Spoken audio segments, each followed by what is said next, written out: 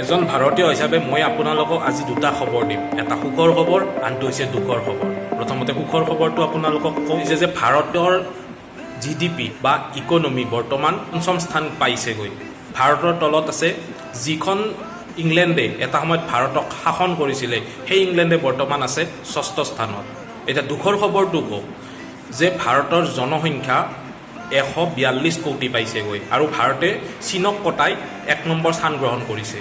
বিশ্বৰ ভিতৰতে পঞ্চম স্থানত থকাৰ পিছতো এজন ভাৰতীয় হিচাপে আমাৰ জীৱন ধাৰণৰ মানদণ্ড সেইটো উন্নত হোৱা নাই কিয়? কাৰণটো হৈছে আমাৰ বৰ্ধিত জনসংখ্যা।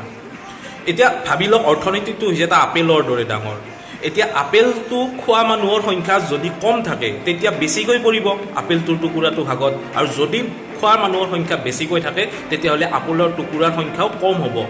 সেইটোৱে কাৰণ আমাৰ পিছতো আজি আমি বিশ্বৰ বাকীবোৰ দেশৰ তুলনাত আমি পিছ পৰি আছোঁ।